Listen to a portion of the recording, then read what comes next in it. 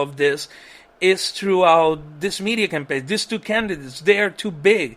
None of the other candidates. And this is a perfect time to exercise a little bit of conscience and try to make a difference.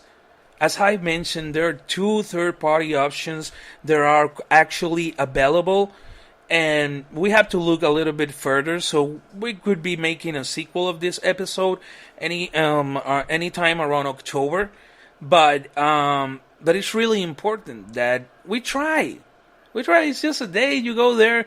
Nobody has to know, and that's one of the beauties of this.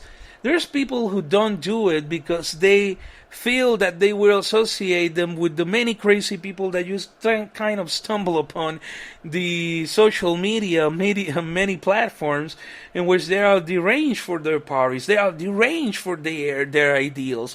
And the thing is that you have to listen to people. For example, I consider myself to be a progressive liberal, but I don't mind listening to someone who is a conservative or a Republican. I had even listened to Ben Shapiro's podcast every once in a while. So that doesn't make me a Republican. It makes me a person who I can sit down, I can listen to a Republican, I can listen to the points that he's making. I could tell the difference if it is like he's trying to ramble over someone or he's really throwing facts. That's something that is really fun when you get to that level of listening Ben Shapiro. But the thing is that you have to listen to every side.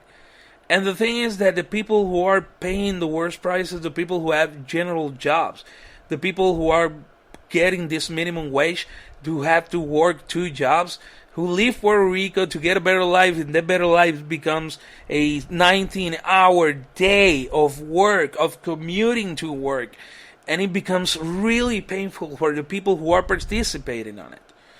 In the case of Puerto Rico, we haven't seen any change. For example, when after Maria, there was kind of a boom like a year later, around 2018, on the call center industry, the teleoperator industry. There was a huge opening, and even though with the pandemic, now with the remote working, it's offering quite a little bit of money. But the thing is that they have strict rules. For example, there was this call center that was asking people to have their own internet, their own computers. They will not provide a computer that they can take out of the center and they can take it back. So you see the way many bosses behave. And you see that with both parties, they don't change. Look at the third option. For example, Puerto Rico is doing that as we speak right now. And it's really an interesting and really historic case in which people are actually considering third-party options in Puerto Rico. Actually, recently, around 100,000 people, between 80,000 to 100,000 people, have subscribed, I'm sorry to use that term, to participate in this year's election. So that means a lot. That's a lot of people who are going to be voting this year, and it's going to be pretty awesome. So, and the thing is that they're leaning forward to third-party candidates because they have stapled in their mind that these two parties are the same. And I hope in the case of the United States, everything is kind of leaning Biden or Donald Trump, and it's really sad because it's never leaning to those third-party guys, and they have had interesting people besides Bermin Supreme. I'm sorry that I laugh. It's just that he's awesome. Bermin Supreme is awesome, and I think he should be president. No, I'm just kidding. You know, a guy who puts a boot into that. If you want to relax from all the toxicity that you just have heard, please look for Bermin Supreme. Just put it like that on YouTube, and you're gonna have a blast. But most certainly, I really want to make a call for that, for all the people who are listening to this podcast, who are living in the United States, and you have the ability to vote. Try to consider third-party options. The world's not going to end if you get a third-party libertarian to just put the House in place. You can mix it up and shake it up in Congress as you always have done, but we need a radical change. We need a change for the better in order, if we want to survive, all of us together, because We either want to accept it or not. We're in this together, not above one of the other, and we can learn a lot.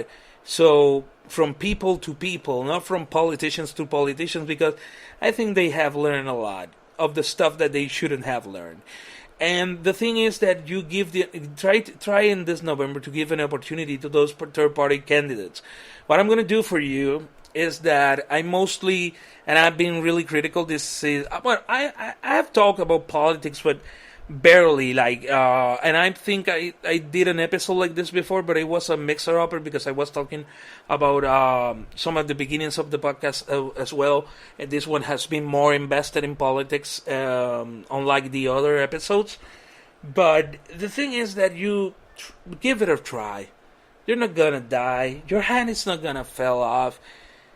It's gonna be way better than getting those nasty calls. It's gonna be way better than your boss just pushing you to the limit. It's gonna be way better. You're not gonna be losing your time. And the thing is that it's a right of you if you want to say that you participated or not. You can say that you didn't participate, but try to make an effort to make your life better. Because if you don't do it, they will keep running us over. They will keep the same federal minimum wage. They will not acknowledge inflation, and we will be the ones that will be paying for it. Every time they bail out a bank, every time they have a problem in Wall Street in which they have to bail out someone, it becomes a new tax, it becomes a new war so we can get new resources, and it cannot be ongoing like that because the world is waking up. And the thing is that in this modern day, a lot of places in the world do not like to be even associated to the United States, and that's something that is really sad. Because it should be otherwise. And it relies on us, the people, to get a balance on that. So that we can finally sit on the table, talk it out, put our topics, put our subjects right there, and talk it out. Because if we don't do it, as I said, they're going to keep running us over. So what I'm going to do is that this is my assignment. And I hope you join me in your houses too. What we're going to do is that we're going to study the Libertarian candidates and the candidates for the Green Party.